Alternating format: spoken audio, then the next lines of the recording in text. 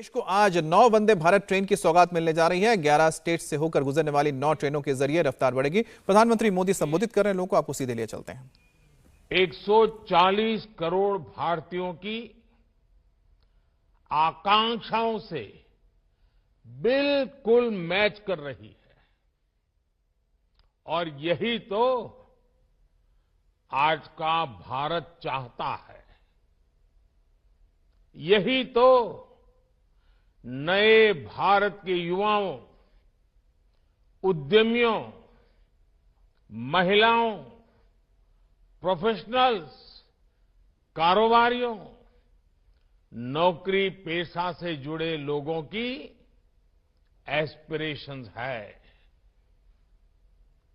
आज एक साथ 9 वंदे भारत ट्रेन की शुरुआत होना भी इसी का उदाहरण है। आज एक साथ राजस्थान, गुजरात, बिहार, झारखंड, पश्चिम बंगाल, उड़ीसा, तमिलनाडु, आंध्र प्रदेश, तेलंगाना, कर्नाटका और केरला के लोगों को वंदे भारत एक्सप्रेस की सुविधा मिली है। आज जिन ट्रेनों को शुरू किया गया है वे पहले की तुलना में ज्यादा आधुनिक और आरामदायक है। ये वंदे भारत ट्रेनें नए भारत के नए जोश, नए उत्साह और नई उमंग का प्रतीक है। मुझे इस बात की भी खुशी है कि वंदे भारत का क्रेज लगातार बढ़ रहा है। इससे अब तक 1 करोड़ 11 लाख से ज्यादा यात्री सफर कर चुके हैं और ये संख्या दिनों दिन बढ़ती जा रही है। साथियों, देश के अलग अलग राज्यों और केंद्र शासित प्रदेश के लोगों को अब तक 25 वंदे भारत ट्रेनों की सुविधा मिल रही है। अब इसमें 9 और वंदे भारत एक्सप्रेस जुड़ जाएगी। वो दिन दूर नहीं जब वंदे भारत देश के हर हिस्से को कनेक्ट करेगी। मुझे खुशी है कि वंदे भारत एक्सप्रेस अपने उद्देश्य को बखूबी पूरा कर रही है।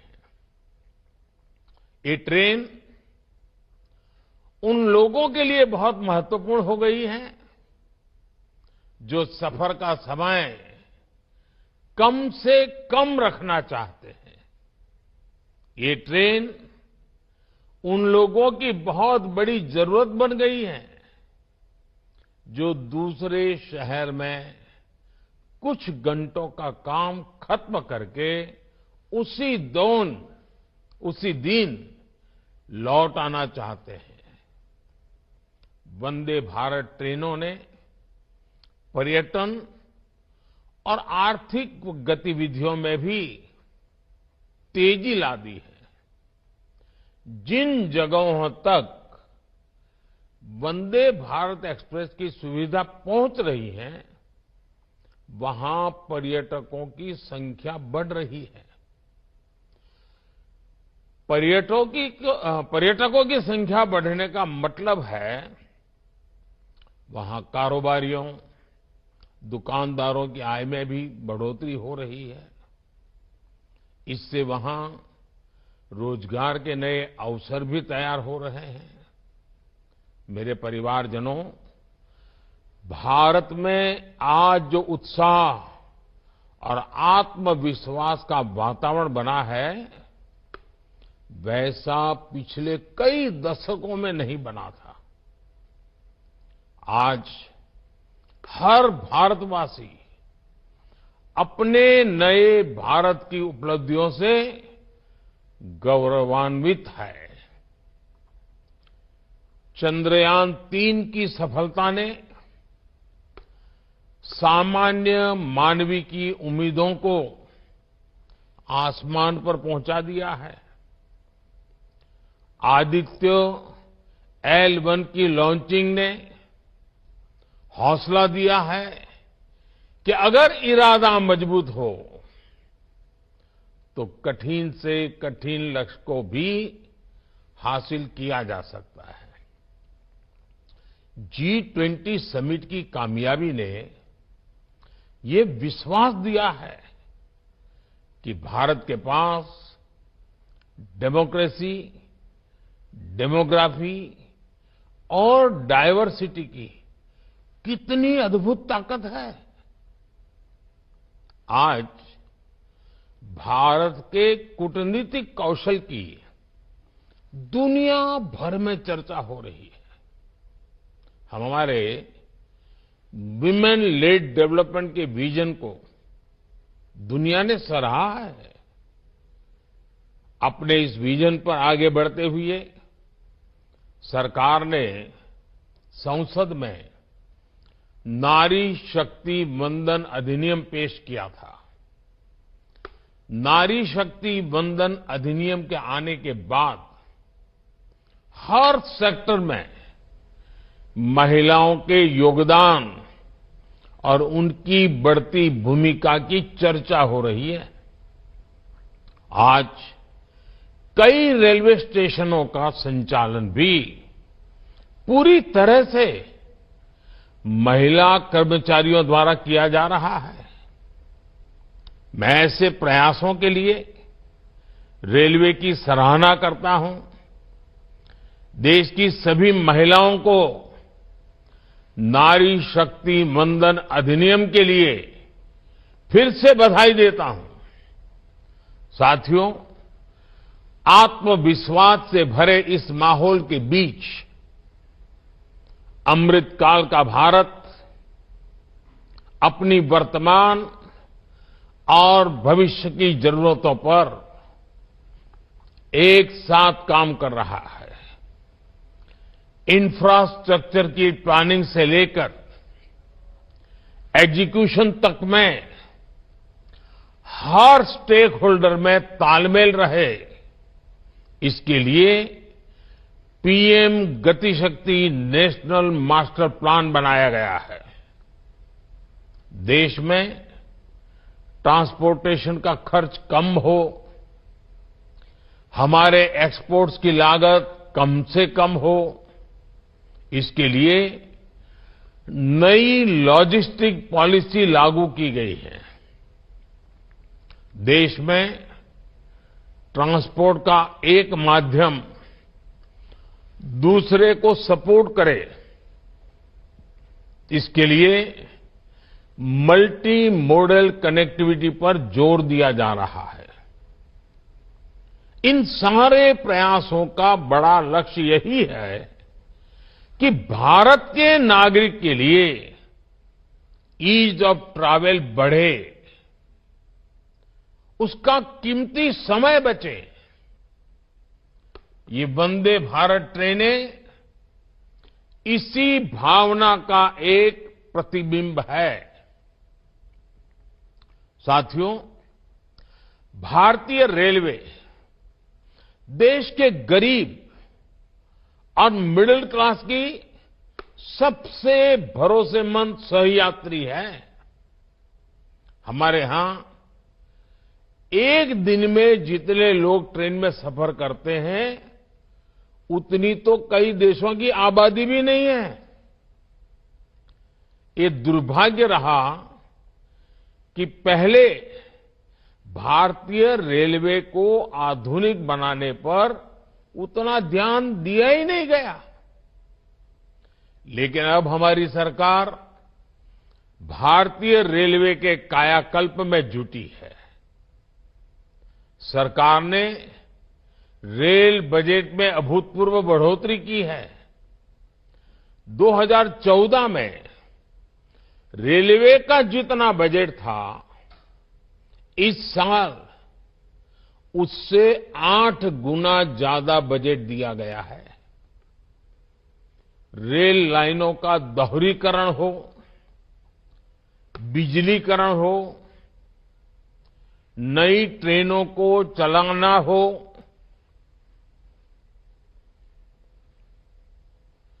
नए रूट्स का निर्माण हो, इन सभी पर तेजी से काम हो रहा है।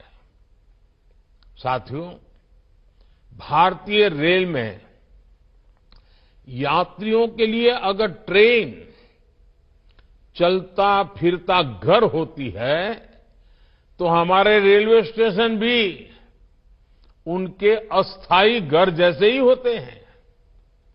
आप और हम जानते हैं कि हमारे यहां हजारों रेलवे स्टेशन ऐसे हैं जो गुलामी के काल के हैं, जिनमें आजादी के 75 साल बाद भी बहुत बदलाव नहीं आया था।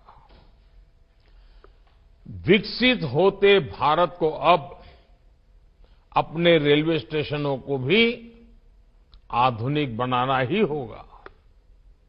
इसी सोच के साथ पहली बार भारत में रेलवे स्टेशनों के विकास और आधुनिकीकरण का अभियान शुरू किया गया है। आज देश में रेल यात्रियों की सुविधा के लिए रिकॉर्ड संख्या में फुट ओवरब्रिज, लिफ्ट्स और एस्केलेटर्स का निर्माण हो रहा है।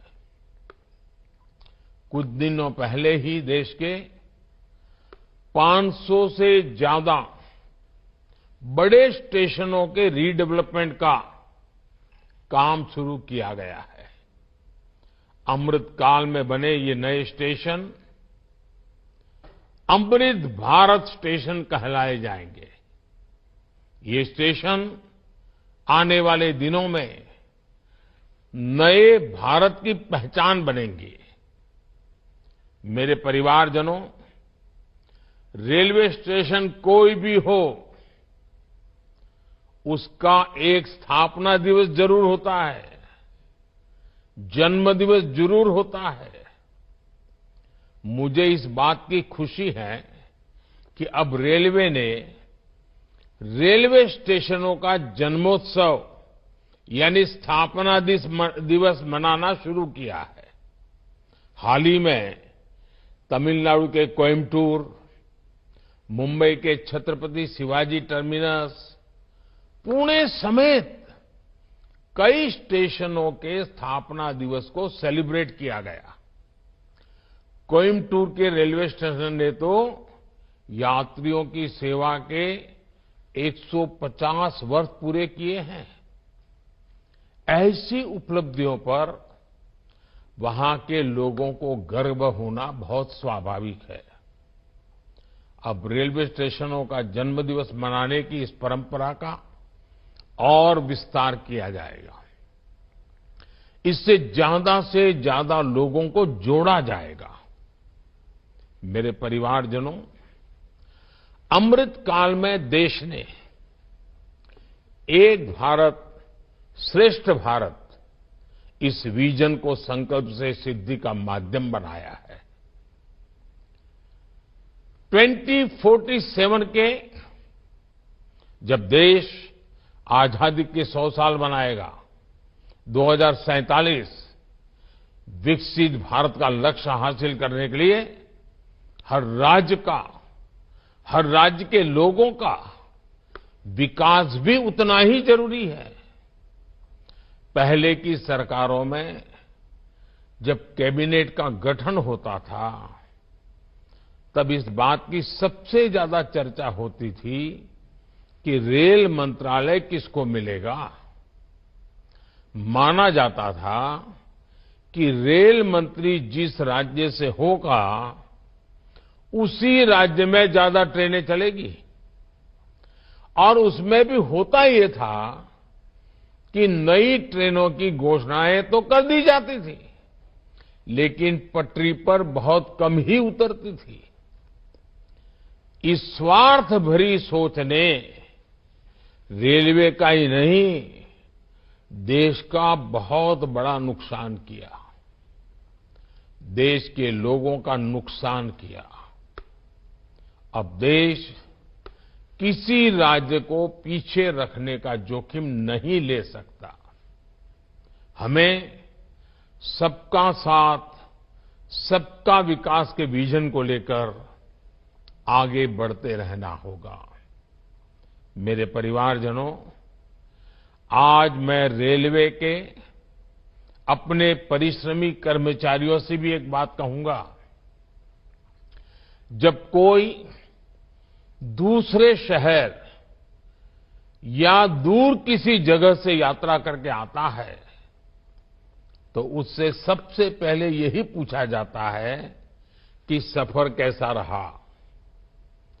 वो व्यक्ति सिर्फ अपने सफर का अनुभव ही नहीं बताता, वो घर से निकलने से लेकर मंजिल तक पहुंचने की पूरी बात करता है। वो बताता है कि रेलवे स्टेशन कितने बदल गए हैं, वो बताता है कि ट्रेनों का परिचालन कितना व्यवस्थित हो गया है। उसके अनुभवों में टीटी का व्यवहार, उसके हाथ में कागज की जगह टैबलेट, सुरक्षा के इंतजाम, खाने की क्वालिटी, सब प्रकार की बातें होती हैं।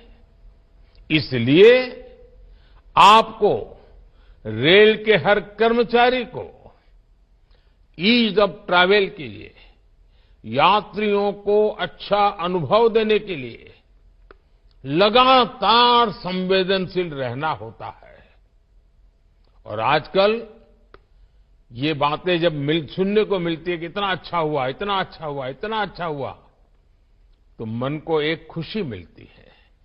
और इसलिए मैं ऐसे जो प्रतिबद्ध रेल कर्मचारी हैं, उनकी भी जी जान से बधाई करता हूं। मेरे परिवारजनों, भारतीय रेलवे ने स्वच्छता को लेकर जो नए प्रतिमान गढ़े हैं, उसे भी हर देशवासी ने नोटिस किया है। पहले की अपेक्षा अब हमारे स्टेशंस, हमारी ट्रेनें कहीं ज्यादा साफ रहने लगी है। आप जानते हैं, गांधी जयंती दूर नहीं है। स्वच्छता के प्रति गांधी जी का जो आग्रह था, वो भी हम जानते हैं। स्वच्छता के लिए किया गया हर प्रयास गांधी जी को सच्ची श्रद्धांजलि है।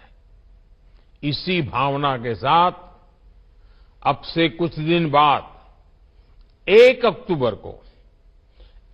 अक्टूबर को सुबह 10 बजे, याद रखिए, 1 अक्टूबर को सुबह 10 बजे स्वच्छता पर एक बहुत बड़ा आयोजन होने जा रहा है।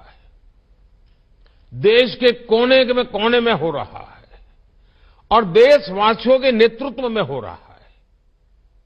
मेरा आपसे आग्रह है, बहुत आग्रह है, आप भी स्वच्छता के इस अभियान से जरूर जुड़े। 1 तारीख 10 बजे का समय अभी से पक्का कर लीजिए। गांधी जयंती पर हर देशवासी को खादी और स्वदेशी उत्पादों की खरीद का मंत्र भी दोहराना चाहिए। 2 अक्टूबर को गांधी जयंती है, 31 अक्टूबर सरदार वल्लभ भाई पटेल की जयंती है। एक प्रकार से पूरा महीना हम प्रयत्नपूर्वक खादी खरीदें, हैंडलूम खरीदें, हैंडीक्राफ्ट खरीदें। हमें लोकल के लिए ज्यादा से ज्यादा वोकल होना ही है। साथियों, मुझे विश्वास है कि भारतीय रेल और समाज में हर स्तर पर हो रहा बदलाव विकसित भारत की और एक महत्वपूर्ण कदम साबित होगा। मैं एक बार फिर नई वंदे भारत ट्रेनों के लिए देश के लोगों को बहुत बहुत शुभकामनाएं देता हूं। बहुत बहुत धन्यवाद।